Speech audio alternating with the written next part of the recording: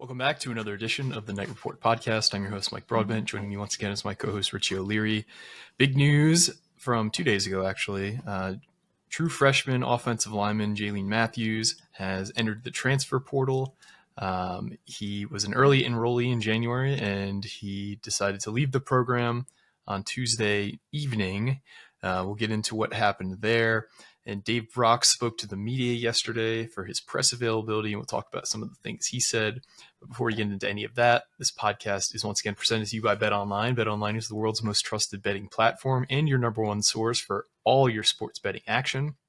With the largest selection of odds on everything from the NBA playoffs to Major League Baseball, NHL, and UFC, and even the Kentucky Derby and NFL season future bets are ready for you on the app. In between games, you can head over to the BetOnline Casino with all the top Vegas-style games, including poker and live casino. BetOnline, the game starts here.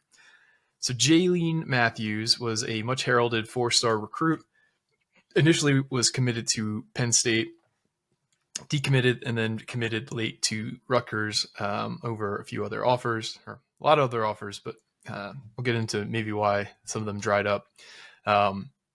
Just an absolute mountain of a human being. I think Rutgers listed him at like 6'7", 340, something crazy like that.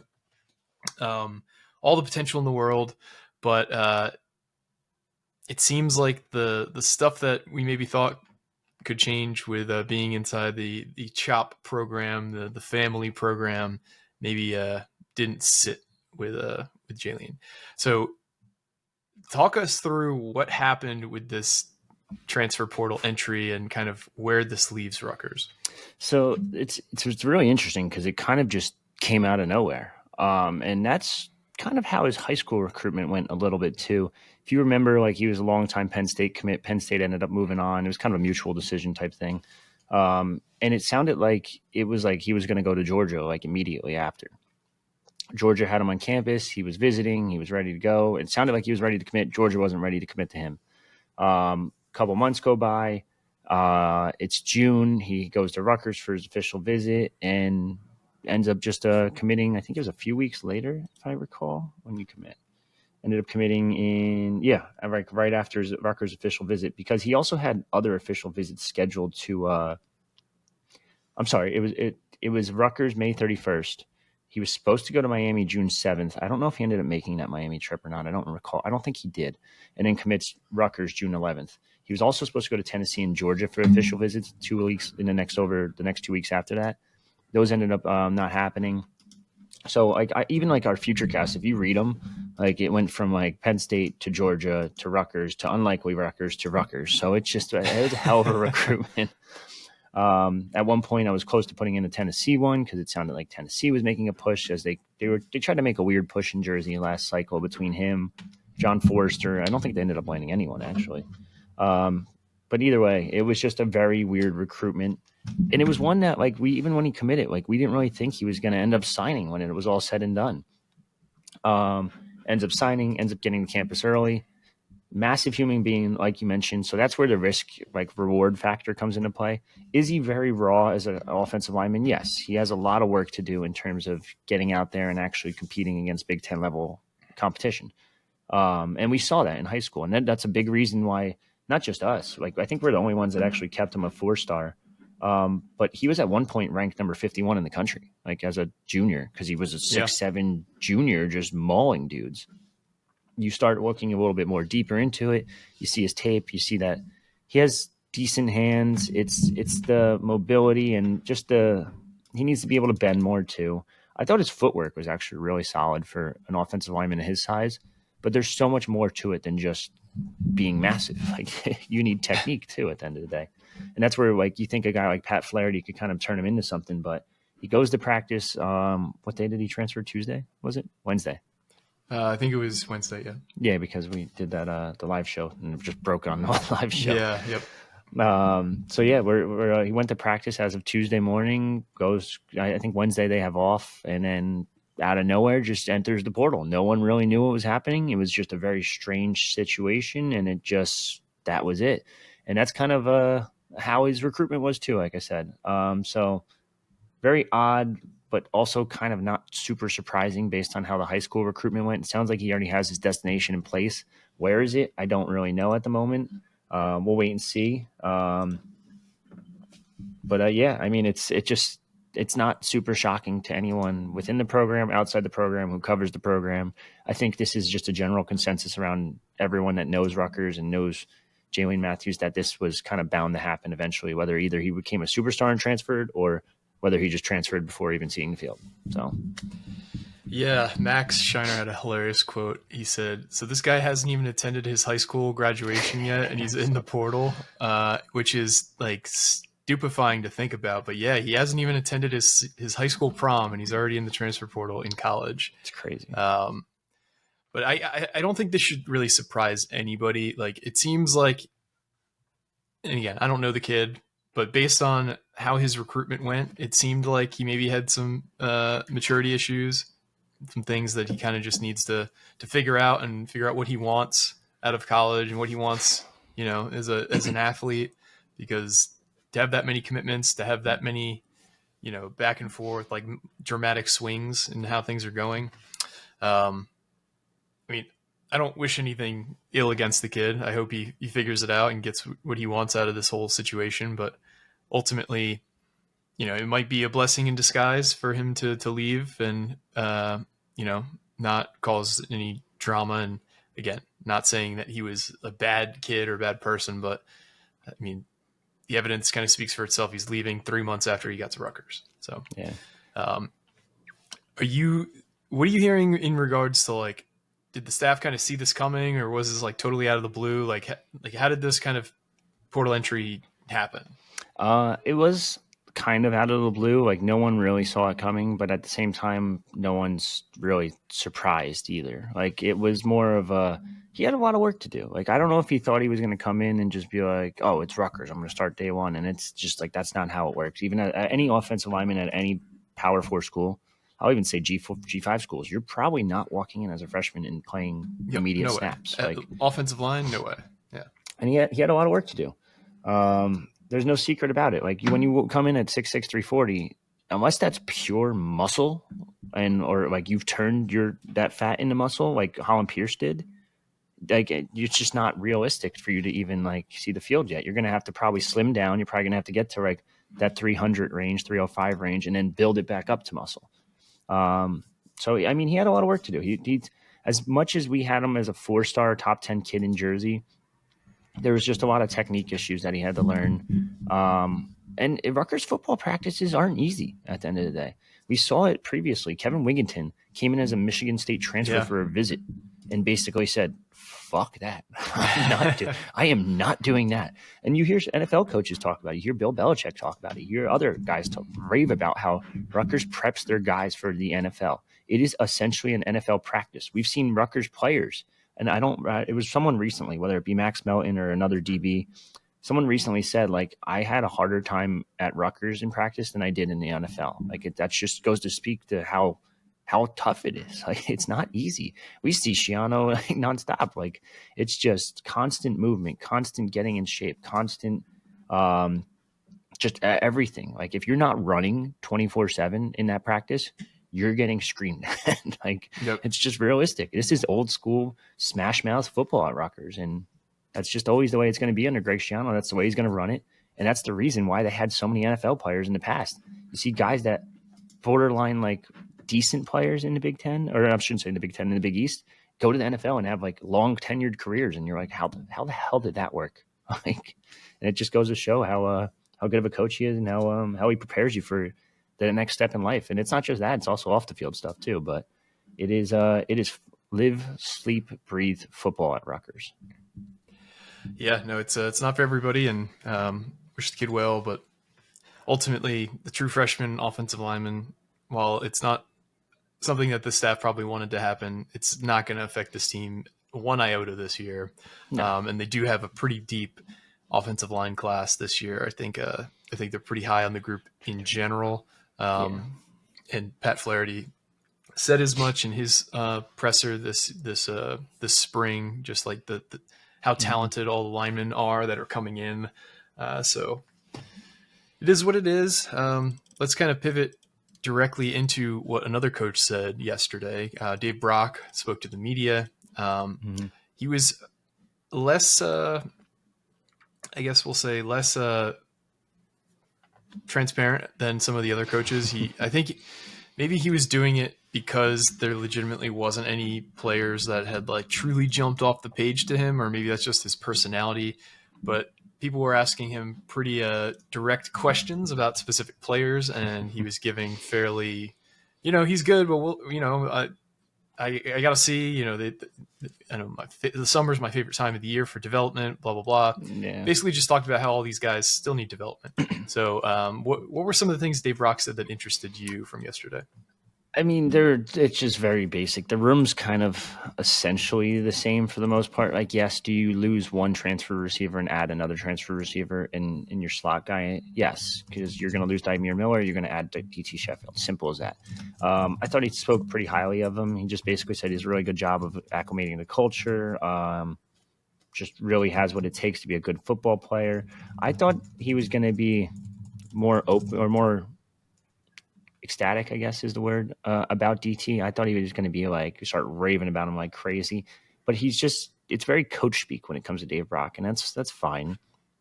But some of the other guys like Pat Flaherty, obviously, it's not coach speak. He just doesn't care. He'll say what's on his mind. And that's what you got to love about some of these interviews. And that's why probably they're not allowed to talk during the season because of that. But he mentioned DT Sheffield a little bit. I know they asked him about the returning guys, Ian Strong, Corey Duff, or KJ Duff. It's essentially the same unit. Ben Black, what kind of roles he have in this offense? I think it's just going to be a lot of rotating for the most part between those four. Could another guy sneak in there? I was hoping he would talk more about the freshman class that's there because there are a lot of guys coming in at wide receiver. And I'm really high on Jordan Houston specifically. And I think one of those guys will get snaps. Who's it going to be? He didn't really reveal his hand. But overall, I mean, it's still nice to talk to an assistant coach that we only get to talk to once a year. So, yeah, definitely. Wish there was more that he said that was noteworthy, but I just really don't think there was a whole lot. Yeah, it's a shame. A couple other news items. Rutgers was linked to a receiver in the portal. Yes. And it turns out that maybe that wasn't all that it was made up to be. Talk about Quan Lee, the Florida A&M receiver who reported a Rutgers offer last night. Yeah, so that's not a legit offer. They're not going to go after a wide receiver in the portal. They seem pretty content with the room they have currently. Like I said before, they have a lot of freshmen that are coming in. Or where is it actually? They have 1, 2, 3, 4 freshmen coming in this class. Ben Black's a true sophomore. Braithwaite's still a redshirt sophomore. Corey Duff's a sophomore. Like, we got to remember that guy, stud last year, is a sophomore. Like, he's going to just continue to develop. They still have Fama Toure, Davon Fuse, Ian Strong. Ian Strong's not even – he's a junior. Like, Jesus. It's crazy to say. Like, this wide receiver room is going to be pretty damn good and relatively young still for the most part too. But, yeah, that is not a legitimate offer. I don't see them offering a wide receiver this portal cycle. If they're going to offer anyone, it's going to be offensive line or defensive tackle, it sounds like. They're going to look – like, I think we said this before. They're going to look in the portal for a left tackle. Are they going to find one? It's tough. It has to be a good fit culture-wise because Greg Schiano is all about fitting guys in the culture. It has to be the right fit money-wise, and it has to be a guy that can help immediately. They've struck out recently with like a Shedrick Rhodes type. Now, he'll play this year a little bit more, I think, if healthy, which he should be healthy for training camp, although he's out this spring. But they would like to see if they can add a tackle. If they can't, they're just going to rock with what they got, and they're content with that. Defensive tackle, want another body there, maybe a multi-year guy, and then linebacker. Linebacker, they probably get a multi-year guy too, but that's it's going to be a quiet portal window for Rutgers, it sounds like, because they got to cut down too. It's 123 currently with walk-ons and everything. They need to get down to 105. So you had an interesting anecdote as to why this portal season might be a little busier than people anticipate. You want to talk about why it might be busier across the college football landscape than people might expect? Yeah, so a lot of schools are spending as much money as they can because your deals get essentially grandfathered in. The new thing with the new rev sharing deal and all that other nonsense that's getting approved is obviously the roster limits. That's a pain in the ass. So you got to cut your roster basically too. But also all the big time deals are now going to have to go through a clearinghouse and get approved and this and that. So if you get these deals signed beforehand, it's like, okay, we don't have to do all that other nonsense. We can just kind of do old school NIL. Here's your bag of money. Here's your pay to play. Whereas when this gets approved, it's going to be a little bit more difficult. I still don't think there's going to be issues with it because schools are still going to spend a fuck ton and just be like, hey, dude, just post on Instagram once a week. Stop being dumb. And you could still get your 100 or 200, 300K and you'll be fine. So, yeah, they're all trying to back or front load deals. And they're all trying to, on top of it, just build depth. Like every team wants depth at every single position if they can do it. And that's, you'll see this spring portal window is going to be better than the last one. And you already see it kind of just with the names that have entered already. Like now, that being said, I don't know how much Rutgers is going to go heavily involved, like I said before, in terms of depth. Like they have to still cut 18 more spots, 18 more spots. And if they want to add people, they're going to have to cut even more than that. So, but I think you'll see a lot of names enter the portal over the next couple days, week and a half, whenever the portal closes. Yeah, and we've already kind of seen it with some of the crazy entries. The Nico situation's one, but crazy. You've even seen it a lot with like guys who, arrived on campus in January and then have already entered the portal again, like Tanner Koziol, I think, the tight end that Wisconsin brought in is already back in the portal. Wisconsin, man, it seems like they're in bad shape. Luke Fickell, not the guy. Yeah, which maybe he's just like another example of a coach who maybe either one could do it at a lower level, can't get it done at a higher level because he had that one bad year at Ohio State, which I kind of give him a pass for, or maybe he's the NIL era isn't cut out for him. But either way, it's going to be a crazy next week because I think the portal closes on the 25th, somewhere around there. Yeah. But there's one other news item I wanted to talk about, bit of a gut punch regarding the portal, but not on the football side, on the basketball side. Well, which one? A story emerged today from the Connecticut Insider, the CT Insider, where they did an interview with Quinnipiac Wing and MAAC Conference Player of the Year from last year, Amari Monroe. And he was talking about why he decided to return to Quinnipiac, and he had some very telling quotes. Maybe not telling, but very upsetting quotes if you're a Rutgers fan. Not because they were negative against Rutgers, but it was apparently Rutgers was a close second to returning to Quinnipiac. Here's what he said, or here's what the article said. There was one program that wanted him the most, Rutgers. Coach Steve Peichel, the former UConn player and assistant coach, drove to Quinnipiac to sit down and talk to Monroe for an hour and a half and called him every day. He let it be known that Monroe was Rutgers' #1 target. The school didn't offer him the most name, image, and likeness money, but it was definitely the most genuine. And here's a direct quote from him. I was 95% sure I was going to go to Rutgers, Monroe reported. Coach Peichel is one of the most genuine guys I've talked to in my life. I talked to his wife, his kids, within a few days of entering the portal. I could just tell they really wanted me, but it wasn't home. Oof. Yeah, that hurts. I mean, that sucks. It's a gut punch. Yeah, that sucks because that was probably, I'm looking at all the forwards right now that they've reached out to. It's probably the best of the bunch, if I had to guess. Yeah. It's hard to say because you don't really know how like a Josh Harris or Okereke can actually translate to that high major level or even mid-major level because like Ivy League and Cornell and North Florida are not even like mid-majors basically. I guess you could consider Cornell maybe, but either way, if you look at the numbers, you look at the players, like Amari Monroe is the best of the bunch. And they end up getting a solid second prize. I don't think Darren Buchanan's bad. I think he's solid. But when you hear Amari Monroe is this close, it's like, fuck. Yeah, he would have been easily the best player on the team next year. 100%. and now we're questioning who's going to lead the team in scoring. Yeah. Like someone asked on the Ask Experts, I sent it to you guys in the group chat. I'm like, I don't know how to answer this. Who's going to lead the team in scoring, rebounds, and steals? And I'm like, maybe That player might not be on the Buchanan. roster right now. Like, yeah. So, speaking of transfer portal, not to shy too far away from this, but a couple other guys have committed elsewhere. Jayen Tracy, we know Rutgers was heavily involved with, and apparently did have, according to rumors, mind you, not a fact, according to a rumor, did have the top NIL offer and still didn't land him. He ended up going to VCU, reuniting with his St. Joseph's assistant coach that he played for a couple years ago, who's now down at VCU as an assistant. Sam Walters at Michigan. We know Rutgers had interest, committed to Mississippi State. Although I will say I don't think they're going to add another forward. I think they're done there after the Buchanan addition. And then Duke Brennan, the big man, has committed to Villanova, going from Arizona State to Grand Canyon to Villanova. That now leaves 0 centers with reported interest from Rutgers publicly. That's a concern. So It is. Emmanuel Agbole, welcome back.